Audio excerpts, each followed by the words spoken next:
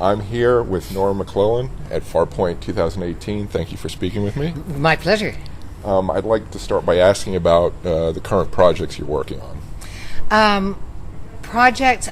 Well, I have a recurring role on a science fiction series called Killjoys, which is space. It's the Space Channel, I think, and sci-fi in the United States, it is bounty hunters in space, basically, and it stars Hannah John Kamen and Aaron Ashmore and Luke McFarland. Yeah. All right. Are there anything in your past body of work you're particularly proud of or fond of? In terms of science fiction, I would say the two things that are interesting are having been on an episode and a half of Orphan Black, very memorably, which is one of the best shows, I think, of all time. I mean, science fiction or otherwise. And a claim to fame would be that I was on the original X-Files. Oh, yeah. Yeah. I noticed that. Yeah. Which is kind of cool. Yeah.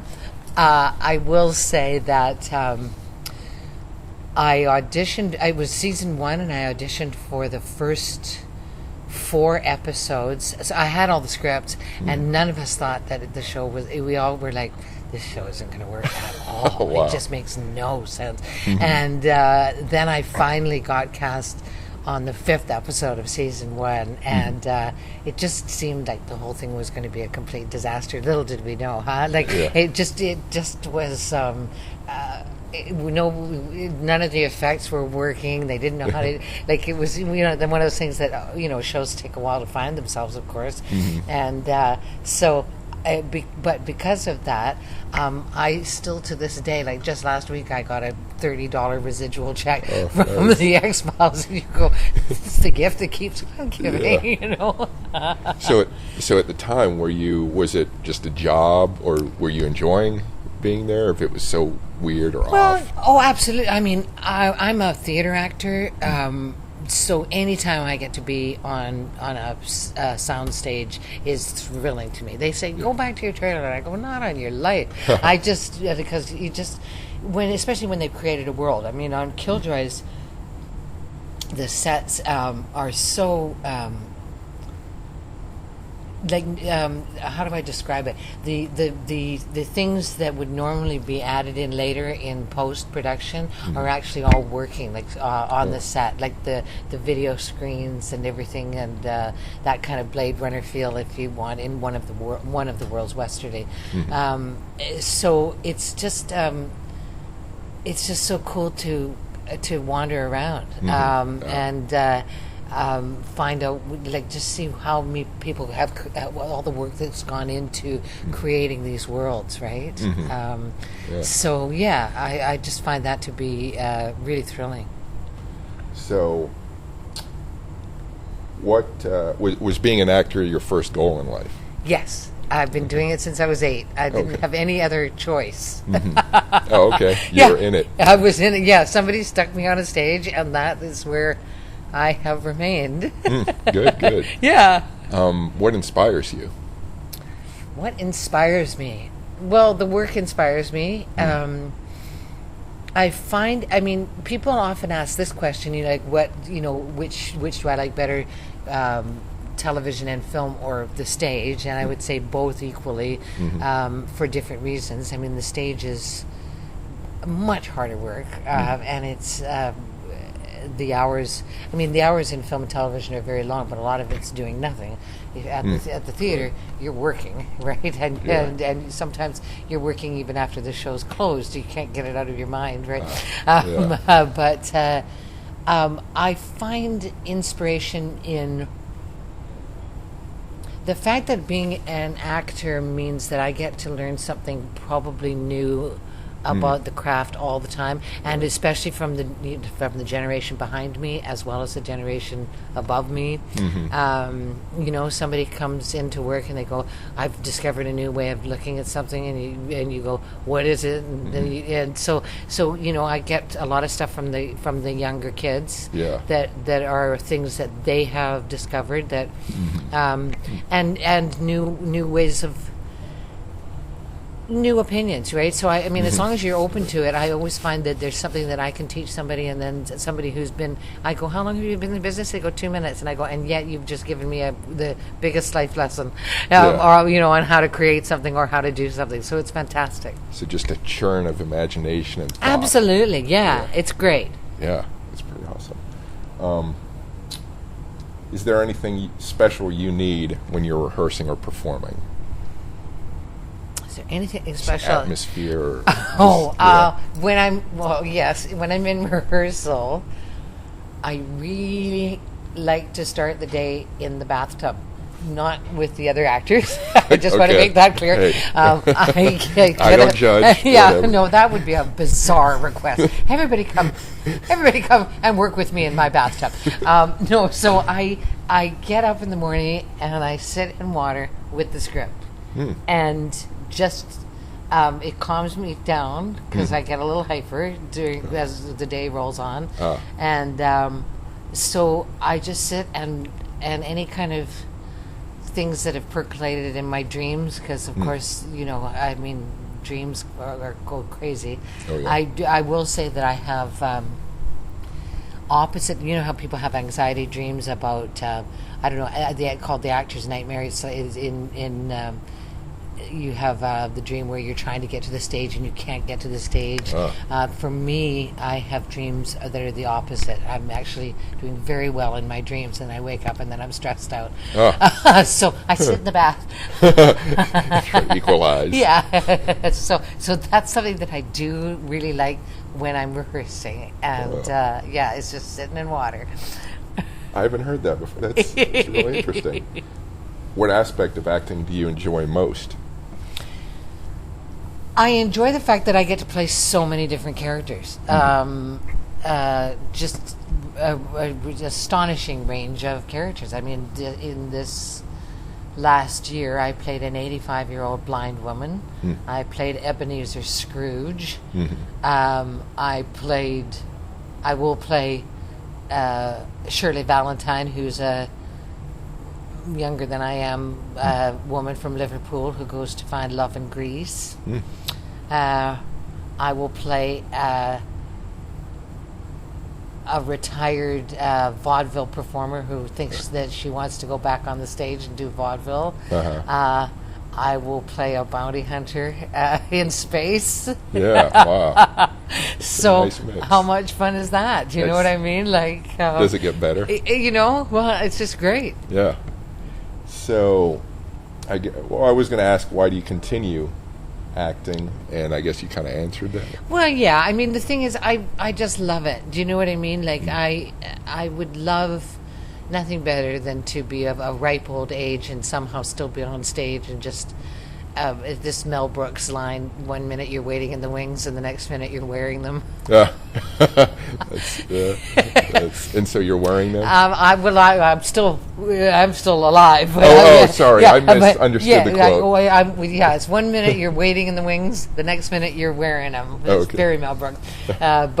So that would sort of be my goal, to sort of just be standing and somebody go, "Oh, she was on stage and now she's gone." I thought of it in terms of you're waiting for your life to take off, and then it never stops once it does. Well, the science fiction version of that I like even better, so I'm going to go with yours. All right, thank you. Saved me there. Yeah, no, absolutely. How did your first success in acting, professional success, however you might define it, change how you approached acting, if it did at all? And you were young, I guess. Yeah, I was 8 years old, and it was huge. It was an opera. So if you can imagine, for a young girl to be on stage with 50 performers and an orchestra of 80 and an audience of 2,000, it's quite a heady thing, and you're this big, Yeah. So in a weird way, that experience, it doesn't matter if I'm performing in a basement or in the biggest theaters or on TV or everything. It's always kind of that cool for me. Yeah. It's everything's always in Technicolor. Even if people come back, 2 years later, they go, "That was the worst show." I go, "Was it?" To me, it just seemed so great. Yeah, had fun. Yeah, it's always like, wow, Yeah. right? So I think that having that first experience being such a big thing. I don't know if you've ever been to the opera, but it's like, it's big, Yeah. right? Like there's a lot of people and it's big voices and the orchestra and it's just so. Yeah. And so that really just transformed me. Mm-hmm. And so even if I'm doing a one-person show, I always think of it as being that kind of cool, Yeah. So when you were 8, you didn't have stage fright for any moment, did you? Or you're just... No, I'm very at home on stage to a fault, but and I now honestly, if something goes wrong, I just stop. I'll go off stage and go, what am I doing? What am I doing out here? And somebody tells me, I come back on. She's wandered off again. Yeah, she's just wandered off the stage. And I did that to another actor. I was actually so shocked at something that I did. As the character that I just went and I just walked off stage and left the actors just sitting there like this looking and I said, what am I talking about? And they did this, and I came back on and I said, okay. And another thing, the intermission, he said, where did you go? And I said, I just couldn't believe how badly I had acted. I just had to go off and reset, and it sort of worked. It worked, sort of. Okay. I wouldn't recommend it. You're not supposed to leave. So, what actors inspire you now?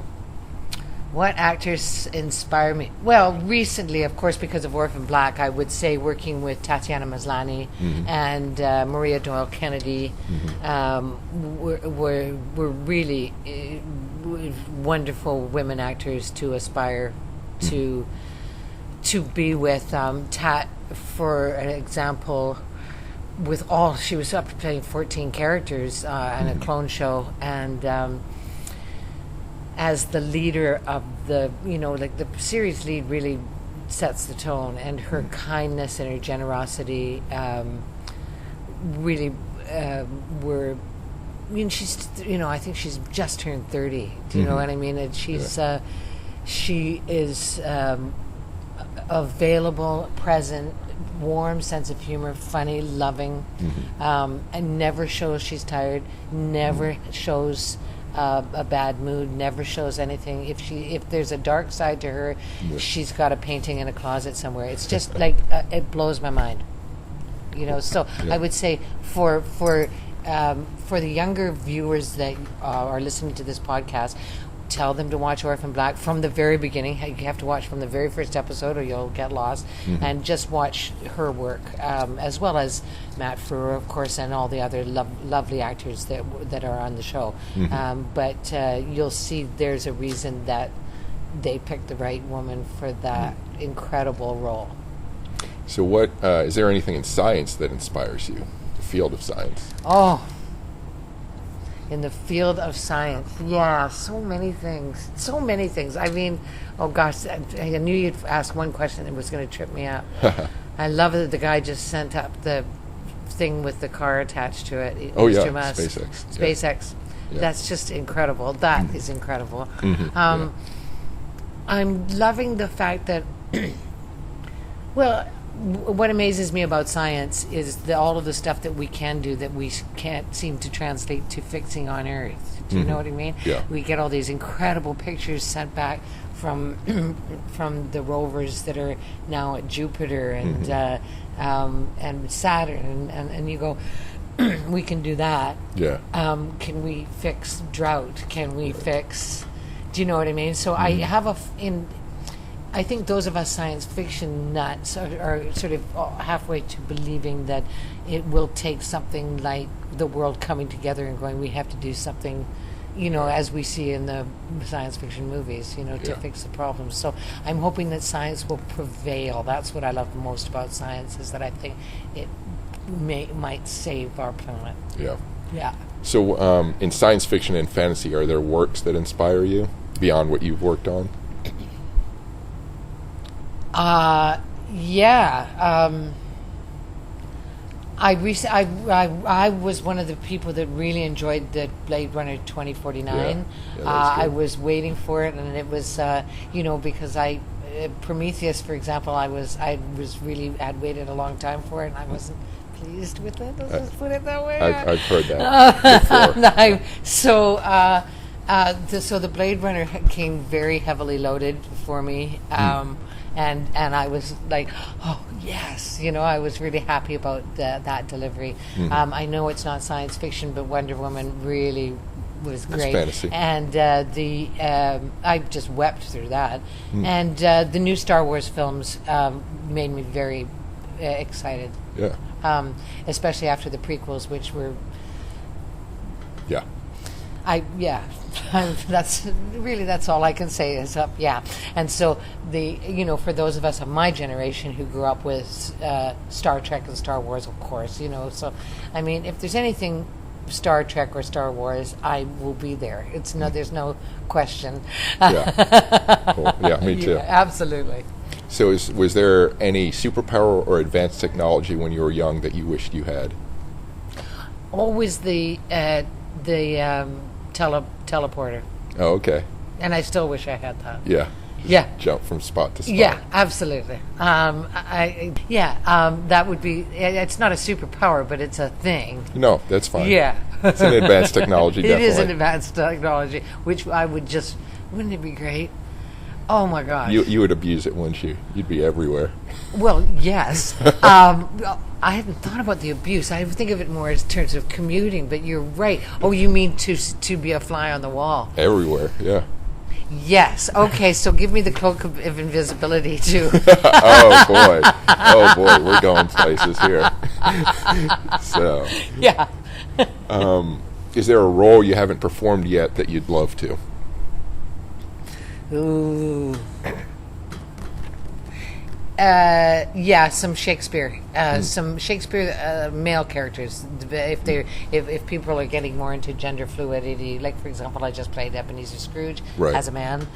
So since I'm aged out of many of the Shakespearean female roles, I would like to play some Shakespeare male roles. Any specific ones, or? Oh, Falstaff. Jaques, Lear. Oh, okay. Yeah. All right. That would be cool. Yeah. All right, that's all the questions I have. Do you have any final thoughts or words? Well, I mean, I just encourage people, especially younger people, to really get involved in the sci-fi fantasy world. It's lots of fun. I'm really pleased that D&D is coming back. Yeah, really. Because it's a way to get people together that's not on a tablet. And looking at their phones, and so it's interactive with each other, with humanity in a weird way. Even though, of course, you're role playing, but it's fun. And Settlers of Catan and all of that kind of stuff. Yeah. It's just great. You know what I mean? And it's a great way of getting people together, and also if you're binge watching your favorite science fiction shows with your friends, it's great. Yeah. There's nothing more fun than doing that in a group, right? Yeah. Like everybody, we're all doing 5 episodes of Game of Thrones or whatever it is, and that's the night. And it's like, who's the person that thinks they're going to talk during the episode, and let's have them killed right away, and it just becomes fun. Yeah, everyone's sharing their emotions and such. Yeah. So where can people find you online on the web? I'm at McClellan Nora on Twitter, and I really engage on Twitter. So that's where please follow me on Twitter, and we do a lot of a lot of the sci-fi people get on, and we usually live tweet with each other whether there's a show on or not. Oh, wow. Killjoys is Friday nights, and we, even if the show's not on, we usually get on Twitter on Friday nights, and we all just tweet away at each other and have a good time. And there's a few people that are here that are like, I'm so-and-so, and we try to tweet with you all the time. And so it's just great. Awesome. Yeah. All right. Well, thank you for speaking with me. Thank you. My pleasure. Please visit chrisalvarez.com for more cool stuff. You can also find my website and social media information in the podcast show notes. Thanks for listening, and keep imagining the future.